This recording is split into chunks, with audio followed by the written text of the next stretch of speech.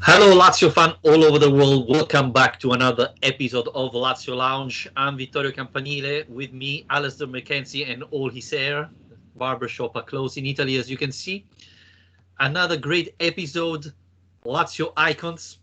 This time is Paolo Di Canio. But first, remember, guys, you can hear us on iTunes, on Spreaker, on Spotify, on YouTube channel. You can subscribe there, and you can support the channel on patreon.com/Lazio Lounge. But let's talk about Paolo Di Canio, Alistair McKenzie. Plenty of things to say, even though, remembering a little bit Paolo Di Canio, he didn't play that much for Lazio, but still everybody consider him like one of the biggest icons of Lazio. Why do you think so? Yeah, it's true. I think it sometimes surprises people a little bit if they don't really know the Di Canio story, just how little he actually did play for Lazio. But I think the main thing for me is the fact that it's essentially, Di Canio's story is essentially one of the fan who lived his dream, right? And I suppose you could say the same thing about Nesta, but there's a bit more romance to it maybe with Di Canio in the way that he started his career at Lazio and then ended his career at Lazio in the way that, like we discussed with Nesta, he never managed to do. So I think for lots of people, he kind of represents that. Not only was he the fan who became the player, but he was quite a hardcore fan who became a player, and that he was going to all the games. He would travel to away games even when he wasn't supposed to. He was, a big Lazio fan when he was young, and then he went on to not only pull on the shirt, but have some very memorable moments in the Rome derby as well. So I think that perhaps even though he's not made as many games or been at Lazio particularly glorious moments either, we have to say, there are these images that really stick in the memory, I suppose. Yeah, I agree. And we have to talk even about his behavior. I think he was a great player, but his attitude, his way of engaging with others, uh, can we say ruin his career, not only at Lazio, but I don't know if we're going to talk about his story with Juventus, etc. Even in other big clubs, his behavior created problem, and he never stick with one team. Don't talk about West Ham. He's been moving around all his career. He had problem with Lazio, with Juventus, and so on. So, you know, um, he was a great talent, but if he behaved a little bit better, I don't know what he could have done of his career. Yeah, and that's one consistent throughout his career, isn't it? It's that when you go through the timeline of Di Canio's playing career, it's kind of like a flare up here, a fallout with a manager here, and a bust up here, pushing a referee over here, whatever it is. It's a kind of endless kind of run of flare ups, like you say, and it was quite interesting looking back through his career, and especially he spent so much time in England. And developed that reputation very much there as well. But I came across this story of a journalist who'd interviewed Sir Alex Ferguson and had been told by Fergie that he'd tried to sign Di Canio twice while he was in England. And it's just amazing to think that, considering the place that Man United were at that era, that was about as good as it was going to get for a player. And it tells you really that there was so much talent there. But yeah, I think you're right. I think that the way he rubbed people up the wrong way, or they rubbed him up the wrong way as well, you might say, certainly dampened what could have been an even better career than what it was. But I'd quite like to start at the start, if that's okay, and we can kind of go through it, because it's quite interesting with Di Canio. I think that when you're talking about his time at Lazio, it's bookended. It's where he started and it's where it ended. But perhaps the greatest moments of his career, in terms of when he was at his peak as a player, weren't at Lazio. But I was quite interested, and I didn't know this side to the story, Vittorio, which I'm sure you probably did, to hear about Di Canio the child, because apparently he was overweight, addicted to fizzy drinks. he had a nickname that was like lard ball, palocca. I've not come across that word before, but yeah, I mean, I saw this interview in him where he basically talks about the fact that he wasn't in the best shape or anything like that, but it made him have this attitude of wanting to work harder than anyone else, which kind of got him to where he was. But I don't think there's any doubt, given how quickly he moved up the youth ranks after he joined Lazio, that he was regarded at that time as one of the most promising players that the club was going to produce. Yep, absolutely. It's an incredible story. By the way, the printer just started to print, so I'm sorry. This is not my fault. But, the other funny story is that Paolo Di Canio is from Rome, and all his family are Roma fan, and he's the only one who is a Lazio supporter. And he's been raised in an area of Rome that was full of Roma supporter. And this tells you a little bit how his character was, right? Always against. That's even why he had so many problems, right? He was against the owners, the manager, etc. And this is why he became a Lazio fan, right? Because he was always against everybody in his family, in his area, etc. So that was quite a bizarre way of, you've been raised by Lazio fan, you become a Lazio fan. It's hard to see people raised by Roma fan turning into Lazio fan like Paolo Di Canio did. So, and it's funny because he played against Lazio when he was young. They saw him and immediately they signed him as a Lazio player, and he did all his career through Lazio. Well, he went to Ternana one year with Vincenzo D'Amico, that was one of those, key players of Lazio. And so it was quite bizarre. Yeah, I mean, I read this, the story of how when he was playing for the youth teams and so on, his kind of routine would be that he would play his matches in the morning for the Lazio youth team, and then in the afternoon he would, he'd jump in the shower and basically head straight to the stadium afterwards and go and watch the first team in the stadium, and even that, he would love to travel around to follow the team around Italy in their away games, which supposedly was against the rules. I mean, was forbidden by the club because, you weren't, as a player, really supposed to be following the team around. And, there's interviews with him where he talks about how, I actually put down one of the quotes here. It said, "I've had bricks thrown at me by opposing fans. I've been tear gassed and beaten by police." So, I mean, this wasn't just we're talking about a fan. I mean, he was properly, in with the ultras, in with the crowd who are kind of really, I suppose the kind of more extreme support as well. And we'll get onto the more unsavory parts of that as well. But this was really a guy who was dedicating himself to the club in more ways. And I think you're right. The thing about him choosing to support Lazio because it kind of went against what everyone else was doing, it says an awful lot. I mean, it's like you've just said about his relationships as well, and the kind of character he was just someone who constantly seemed to enjoy that confrontation, I suppose. Yeah, absolutely. Unfortunately, I would say, because I thought he was a great player, a great talent, but that's maybe the way he reached that level, right? Fighting against everybody. And that's why Paolo Di Canio became that player. And one of the things why he had that great relationship with the Curva Nord was he was part of those ultras. He was part of the Curva Nord, going out away team, away matches and things like that. The incredible relationship he had with the Irriducibile, etc., is because he was part of them. And so, they really had, we always say about Lazio fan playing for the team. Well, he wasn't only a Lazio fan. He was a real ultras, part of them. He knows some of the leaders, etc. And this is why the ultras, the Curva Nord, always loved Paolo Di Canio, even when, and we're going to talk about the first time he left Lazio. The fans, part of the fans, were with him while we talked last time that Curva Nord hated Alessandro Nesta as he left the club.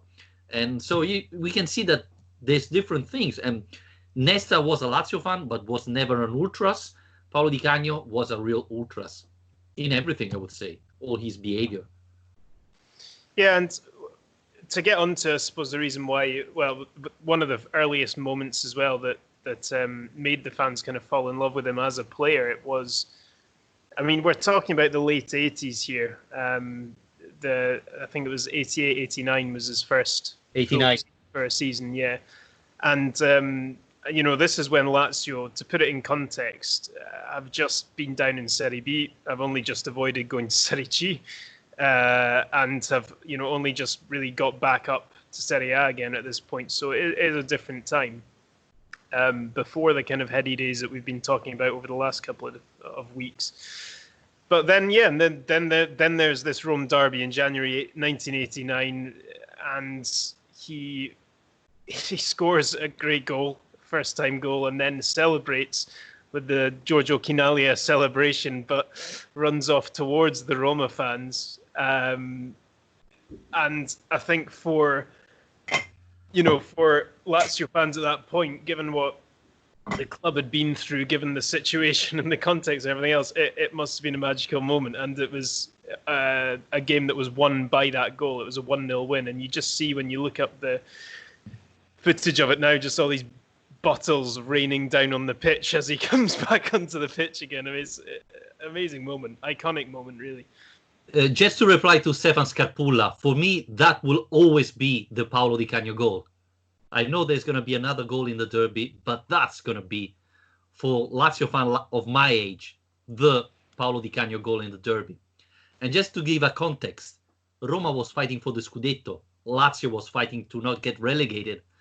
I was at school at that time, and maybe you can imagine, but at that time, school class was 85% Roma fan, 10% Juve, Inter, Milan, and 2% Lazio fan. It was me and another guy. And the derby wasn't 1 week, it was 1 month. People start talking about the derby 1 month before, and all the Roma fans were convinced. They were saying, I'm happy you are back in Serie A because we're going to win both derby against you. You have no chance. I remember I was going to swimming every week, and my teacher, that was obviously a Roma fan, said, you have no chance of winning the derby. You're going to lose it. And I said, it's going to happen, but if we win, you're going to hide. And I was playing football at that time. We were playing at the same time of the derby. I had to go because, I was the starting goalkeeper. And you cannot play football without a goalkeeper. And we score. And at a certain point, the owner of a club starts celebrating. And I said, how nice it is to see him celebrating like that, even if it was, nothing special. We were winning 1-0, but nothing happened. So I went close to him because I was celebrating at midfield, as I usually do, and said, why are you celebrating like that? We scored, but, it wasn't a great match. And he said, I don't care about you. Lazio just scored. We're winning the derby. And I remember it. It was incredible seeing a guy like that celebrating for, for the derby, etc. And yeah, it was something unbelievable because you couldn't expect Lazio to win that time. As I said, Roma was fighting for the Scudetto. After that lost, Roma started losing point and, didn't finish close to the title that year. And it was simply unexpected. And Di Canio, who was nobody before this match, became the idol of the team, of the fans. Fans started loving him because scoring in the derby, Lazio wasn't the favorite at all. Going celebrated under the Curva Sud, the guy from Rome, from Lazio Primavera, blah, blah, blah. Everybody loved the Di Canio mania exploded there. So, that was the reason why. I was going to ask, how much of that do you think was due to the context? I mean, do you think that took an even stronger hold and the fans loved him even more because of the timing of it, because this was a point when Lazio were struggling, when we weren't expected to be winning derby matches? Do you think that made it even more special than it would have been normally? It made a huge impact, but then you have to think, how many players from the Lazio Primavera scored in the derby? A decisive goal. You can say Cataldi, but that was 3-0, So, Yeah. and Well, yeah. obviously, Roma was the big team. Lazio was the Lazietta, as we've said in that time. So, you couldn't expect it to win the derby, but that goal changed everything. Yeah, I mean, and it appears to be, I mean, correct me if I'm wrong, but I mean, it was the moment that launched him, I suppose. But it was also probably as good as it got, really, for him in that first spell at Lazio. I mean, in terms of the moments you remember from it, I mean, it's not like the club were tearing up any trees. I mean, I believe they were finishing kind of, I think it was 10th, ninth, mid-table around then. And he only stays a couple of seasons before being poached away. And yeah, I mean, that's something I wanted to ask you about, as you'll have a recollection of it, was the circumstances around the move. You can understand that if there is an exciting young player who's starting to impress in Serie A, that big clubs will come in for him. But what was your take on the way he left the club? Because, if there's only so much you can really get from reading up on all this, and actually when you try and read up on this, it can be a bit contradictory. I find that you get some accounts that say fans took this as a big betrayal, and you get others that say, oh, Di Canio didn't want to leave, he was backed into a corner, blah, blah, blah. So what's your take on it? Well, I remember it was 89, 90 season. So we were at the Stadio Flaminio because the Stadio Olimpico was restructuring for the World Cup of the 90s. And I was there in a match, and I remember shouting at Di Canio, and everybody else was shouting at him. He scored a goal in the derby, but the season afterwards, he was terrible. And we all had the pressure. He thought he was already, a great player, a leader, a talent that didn't fit with the club. Caleri was a particular owner. He, again, wasn't very good in relationship. We all remember him sacking Eugenio Fascetti after that incredible season with Lazio and the promotion. But except Curva Nord, all the other fans were against Paolo Di Canio. He wasn't playing really well. He looked like, he didn't want to stay there. He pushed the club to sell him. And for a player that says he's a big Lazio fan, etc., it was hard for fans to accept that. So when he was sold, no one cried. So, yeah, as you were saying, the goal in the derby was the maximum he reached with the Lazio, but after that he didn't continue, so that was disappointing.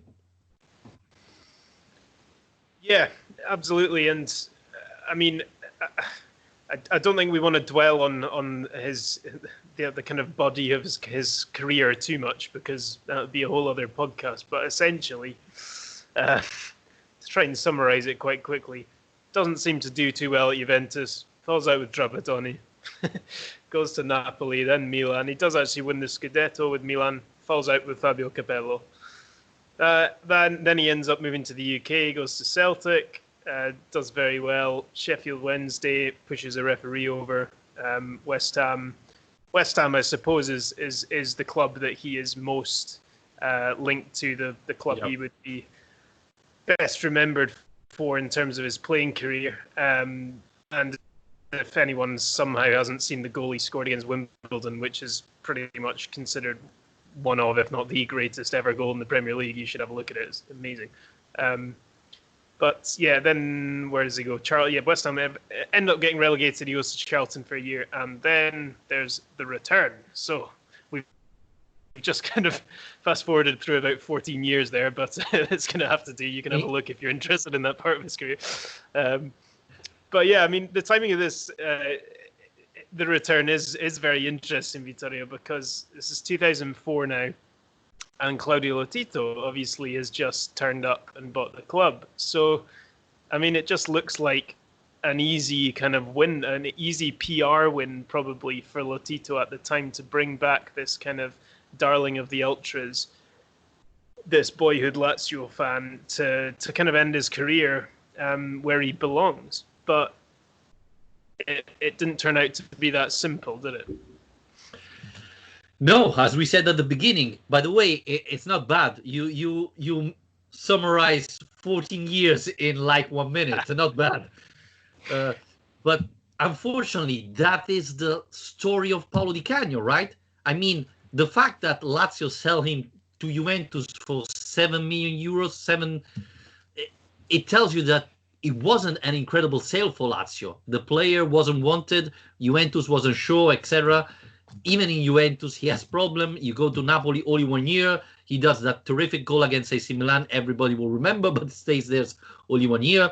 You know, he finally go back to Lazio, and as you were saying, that was a smart PR idea from Lotito. To be honest, it's even true that, and I think the book is not in English; it's only in Italian. Paolo Di Canio basically did two books. One in English where he talked about all his career, and in particular in England, and then the second one he did when he came back to Lazio, that is in Italian. And pretty much there's these calls with the Lotito that are simply amazing, as everybody can understand the character of Lotito. And we have to say that Lotito have changed a lot since he bought the club. At the beginning, he writes in this book saying, well, Lotito called me and said, hey, what do you want to do? And he said, what do you want me to do? I want to come back. Okay, then, tell me you want to come back, etc. And Di Canio don't even know the money the owner Lotito's gonna pay him. But he's so happy to get back that goes back. And then, I don't know if you remember or our listener remember when he get presented, at Formello, there's the fans like, we are presenting Messi. And he's so excited. He's so scared at the same time that feels that, the pressure is too high. He starts crying in the locker room before getting out. And this tells you how badly he wanted to go back to Lazio. So, it looks like, the happy ending of the American films, right? But it doesn't turn out like that because Lazio is in big trouble. Mimmo Caso is the manager, and he fall out immediately with Mimmo Caso. Immediately. Mimmo Caso feels like, there's a sort of rivalry. Di Canio want all the attention, while, there's a club to manage, there's a team to manage. And immediately from the friendly match, there are problems. And the first match of the season, Sampdoria-Lazio, there's a penalty. Mm-hmm. Simone Inzaghi is the guy who should take the penalty. But Di Canio doesn't think like that, right? He takes the ball and pushes away Inzaghi.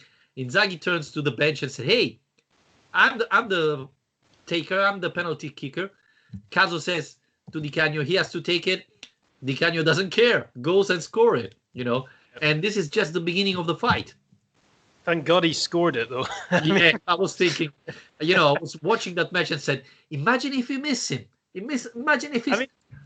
Did that game not finish 1-0 or something, though, as well? Was it not? I think 1-1. Oh, okay. But it was an important penalty. But it's amazing, isn't it? There's all these moments, all these confrontations, like we say, throughout, from start to finish. And we've already mentioned so many at the start of the career, and now we're, by this stage, he's in his mid-30s. He's at a stage of his career as an experienced player who's played abroad, who's seen the world, who's done it all. And I guess you kind of expect him perhaps to be a bit calmer by now. But if anything, the return to Lazio seems to get his kind of emotion more in overdrive than it's almost ever been before, like you say.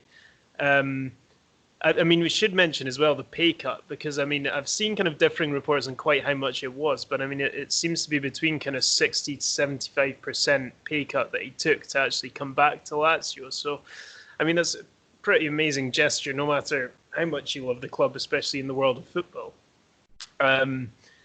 But yeah, again, like we were just talking about with the late 80s and the problems the club was having at the time, his timing here wasn't superb. If you look at the Lazio team that he joined then, this is only 2 years after, some of the great sides that were still there, 2 or 3 years. But The club is kind of already on the slide, selling its best players. Financial disaster has struck already. Lotisto's trying to steady the ship.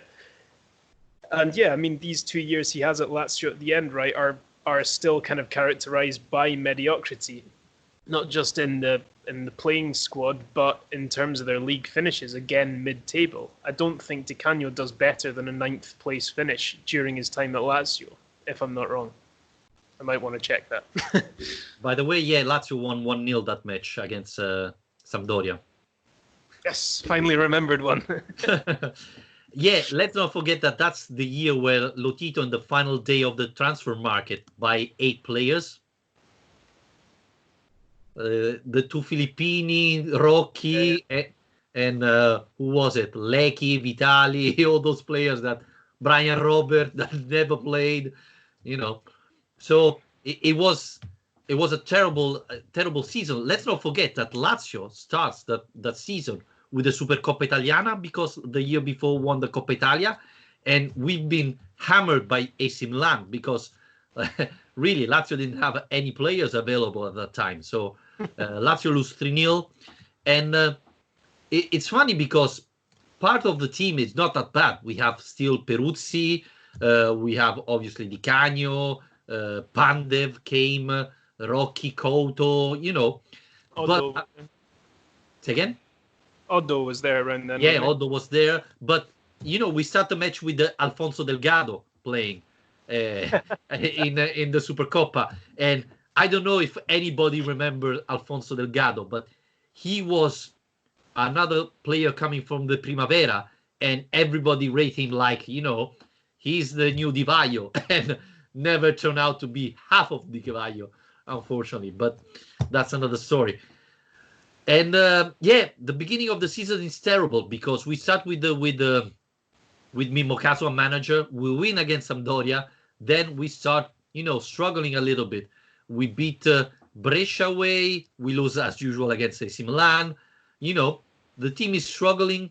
We are fighting for relegation, even though we are able to draw against Inter. I don't know if you remember Talamonti's goal.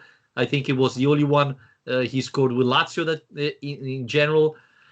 And we arrive again at the derby with, what was it, January again. And Lazio just came after the defeat against Udinese 3-0. Mimmo Caso gets sacked. Papadopoulou comes on the bench. And, you know, in all that time with Mimmo Caso, Di Canio is scoring, but he's not playing that much. And there is the fight. You know, if you read the book of Di Canio, he tells you he feels like, you know, Mimmo Caso is not behaving correctly. He's telling things behind his back. So Di Canio feel there's something wrong. Obviously, Di Canio is not able to control himself. Go and talk directly to the manager, confront him in the locker room in front of everybody. This get the situation worse.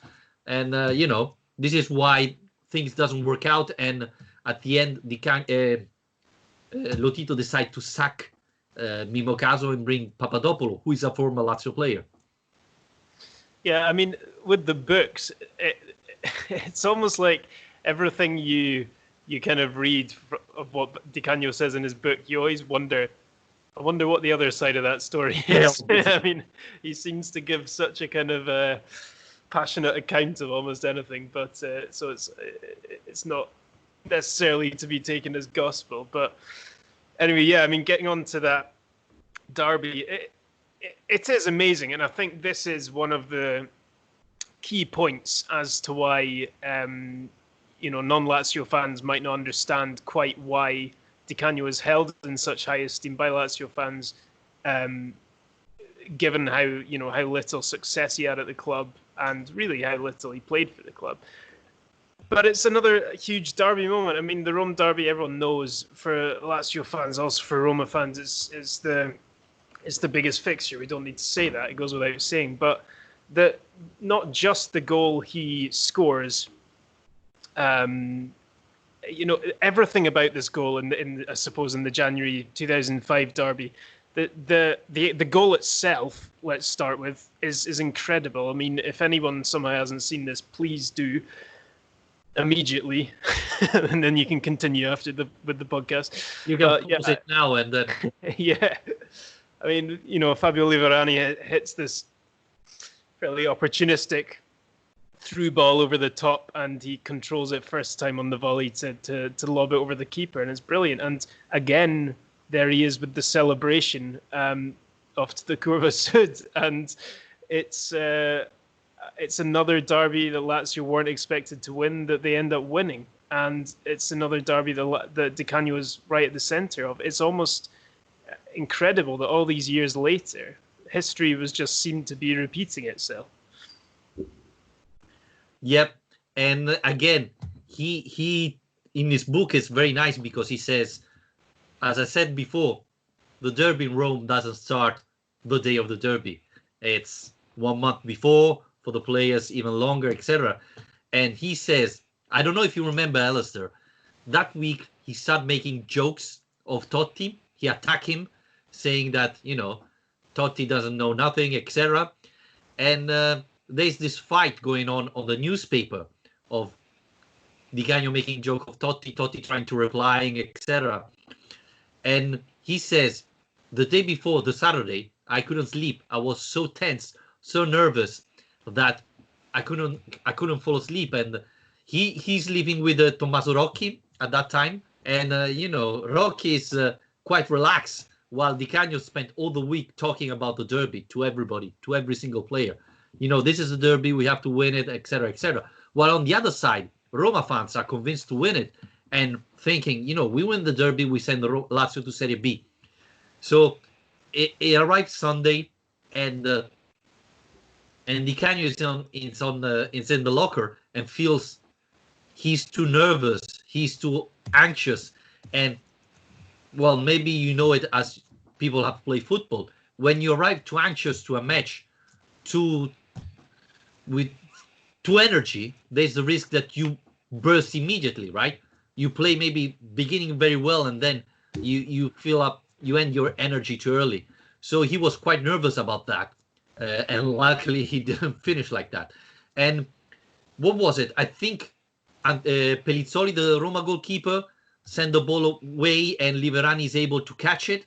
And immediately, when he see Liverani with the ball, he starts running towards the net, and Liverani is able to send the ball there. And when Di Canio see this ball coming, he realized that he moved too fast and have to slow down a little bit because the ball is behind him. And who was it? I think it's Dellas or Mexes marking him together. And so he has to slow down, but at the same time, keep the defender far from him. And he's able, because as we said, he had such a great talent. He's able to slow the pace and at the same time control the ball and score with Pellizzoni coming out trying to anticipate him. Yeah. And that's terrific. I mean, I think all Lazio fans will remember where they were at that moment. It was an unbelievable goal, like you say. I mean, the anticipation to meet the ball, the pressure from the two defenders, and then the goalkeeper coming over him, and then to the actual technique involved. I mean, incredible goal. I thought you were going to tell the story there when you were talking about when he was sleeping with Rocky. I saw this story that he was up all night watching Braveheart on repeat over and over again to get psyched up for the derby match, which I quite like. But yeah, and then the Totti war of words.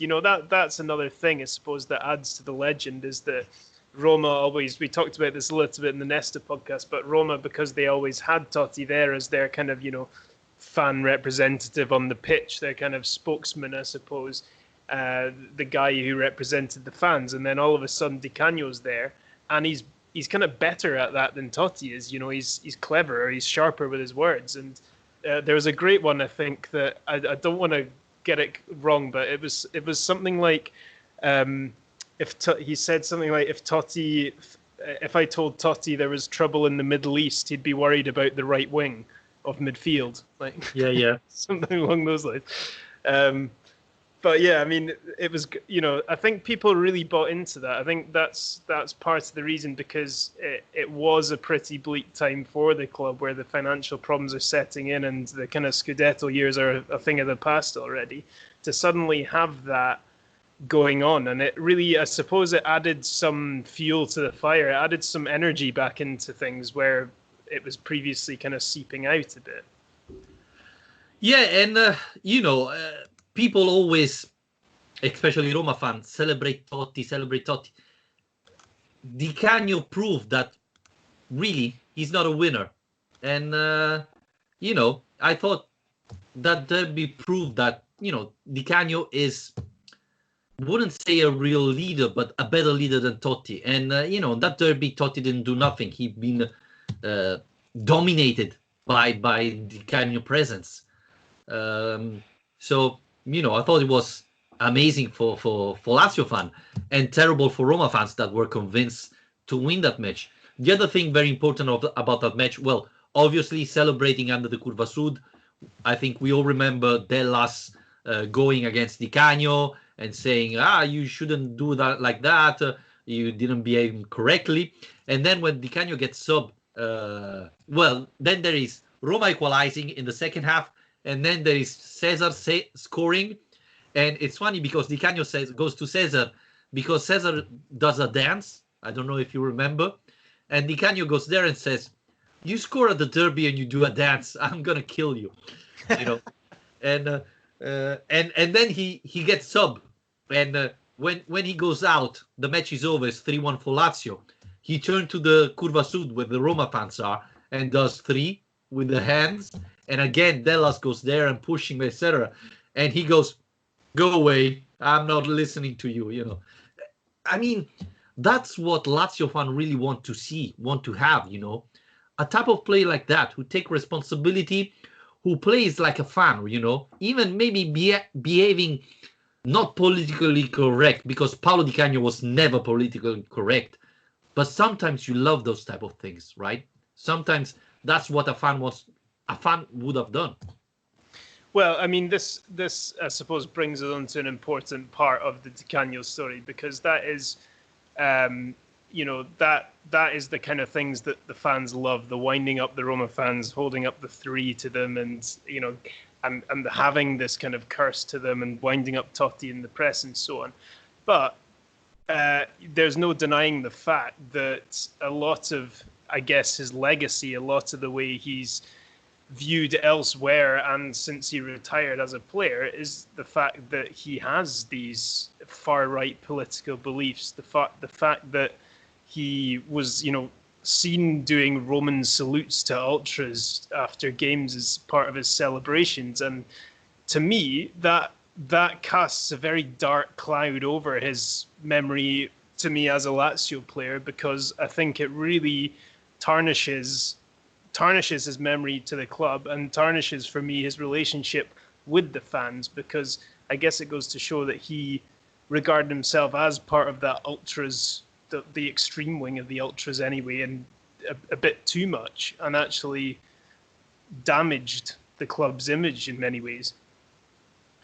Yeah, and let's not forget that, living abroad, you've seen it as well. Lazio is considered like a fascist team, Nazi fan, etc. And Di Canio like that just help this image get wider, which it's not, absolutely. But, 2 years ago, he lost his job at Sky Sports because of his tattoos of the douche, etc. So, yeah, I have to be honest. I closed the book at that time.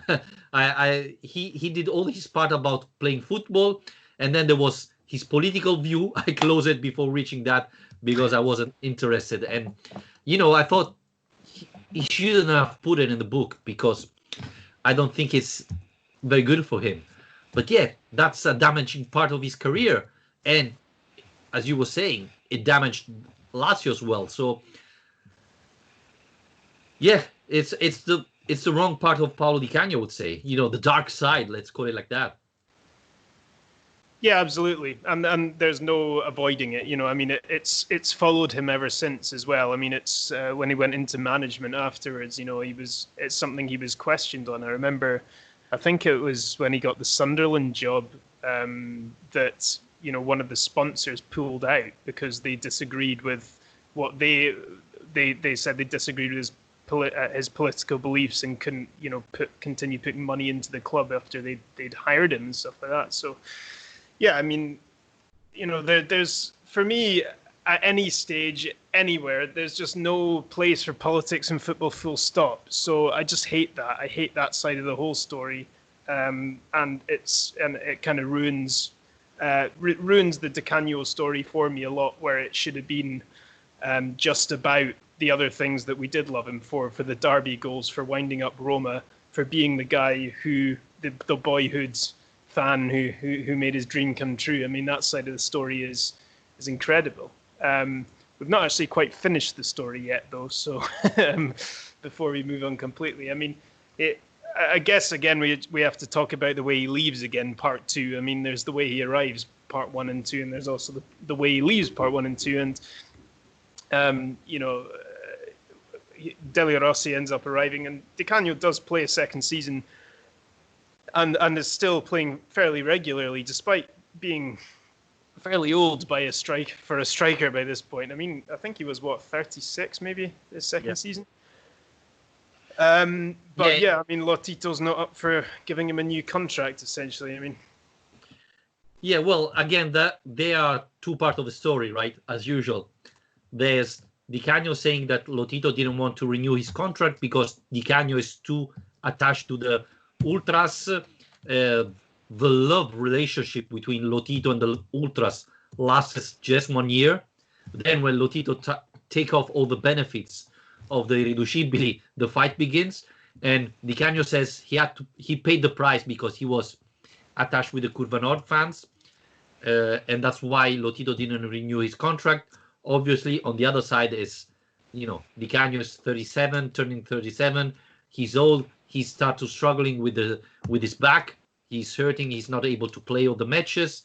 So it's not worth keeping him on the team. And yeah, again, his terrible behavior with the owner. He started fighting with Lotito, and this simply signs the end of his tenure with Lazio again.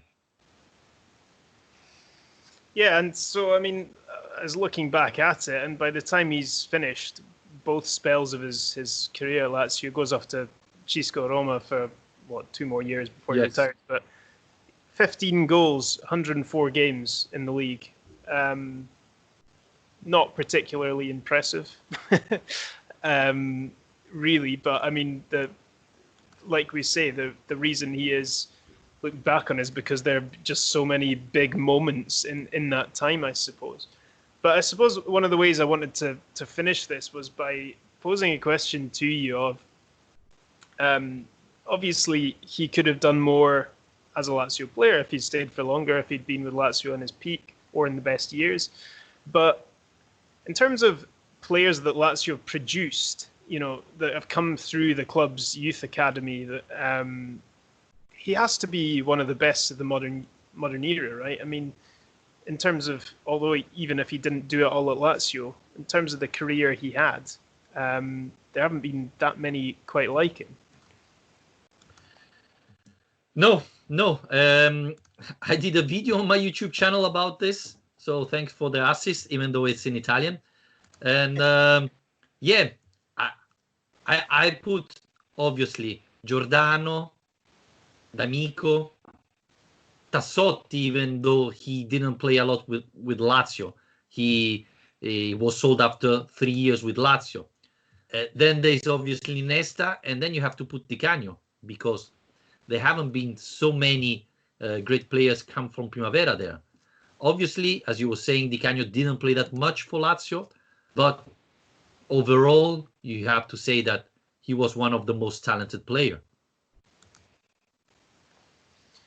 Yeah, and also I think just during his playing career, he was a guy that people just liked. They loved his kind of his playing style, how they loved his character in many ways. Just the guy, because he was always willing to speak his mind, and I guess he was always blowing up, and it was kind of his worst enemy. But at the same time, did mean that he almost kind of got this following just because of who he was and how explosive he was, and how he wasn't like the rest of the footballers who would just kind of do what they're told and so on. I mean, one of the comments we got on our Facebook post was from Patrick Bowman saying that Di Canio is the reason that got me to follow and love Lazio via Sheffield Wednesday,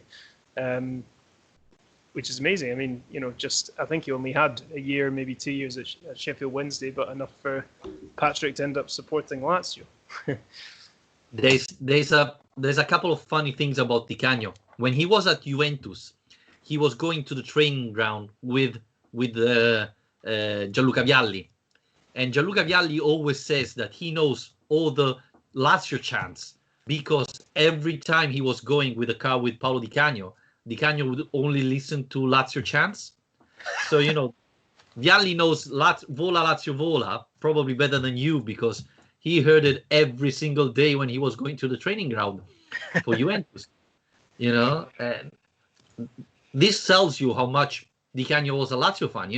If you go to Milan or Juventus, you don't listen to the Lazio chants.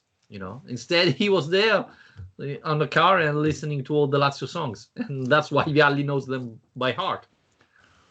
One of the other questions we got was, speaking of Di Canio and Vialli, was from Stephen Scarpilla saying, do you think his time with the national team would have been different if he'd stayed in Italy? It's an interesting point.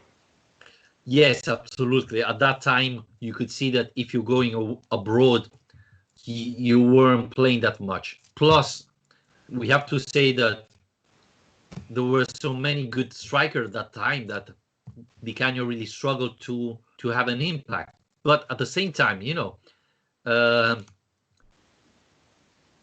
he do that well at Juventus, Napoli, and Milan? No. Celtic, yeah, but it's Scotland. Sheffield Wednesday, it's not Manchester United. West Ham is not a huge team. So the talent was there, but he never proved to be, worth to take off Vialli or other type of players like that. You were impressed with my summary of 14 years earlier. I'm impressed with how many people you've managed to annoy in about 10 seconds.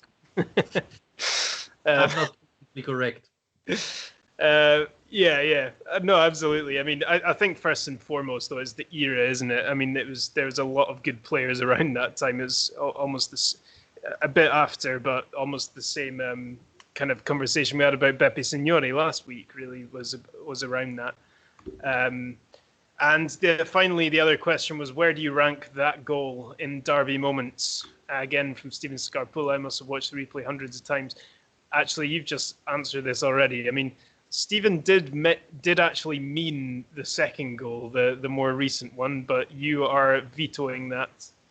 Because absolutely. I mean, for Lazio fan of my generation, the first one is the goal. It's probably the goal of the derby, I know that now everybody's talking about Lulic, obviously, but before the Lulic goal, I would think, and I don't know if you agree with me, it's Lulic, Klose Di Canio, or Di Canio Klose, probably. Klose, I'm talking about the goal at the last. Well, for me, Klose is further up the list because I was actually there. But Di Canio, yeah, I mean, for me, actually, I'm the same. I mean, I was too young. I obviously didn't see it because I wasn't born at the time. But the fact that I think for me, the Di Canio kind of legacy with Lazio, that was always kind of the moment that was talked about more in a way. So it was almost like it'd been talked about for so many years by the time he even came back to the club. Yeah. That was almost like the cherry on top of the cake was the second derby goal, but then the cake itself was the first goal. Now I'm hungry. Yeah. Sorry, stop talking about cakes.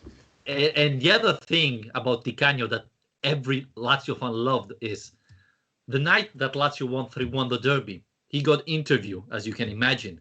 And one of the things he said that always will be remembered is, he said, when I wear this shirt, I'm not scared about nothing. You'll never hear any player say something like that, And on the other side, you never heard Totti saying something about that. So, Lazio fan loved him. And you have to understand why, because of this quotes he said, or for example, he had that shirt that night saying there's only two ways to come back from the battle, with the head of your enemy or without yours. You can love them or not, but that was Paolo Di Canio. I'm amazed he never took anyone's head off in a derby.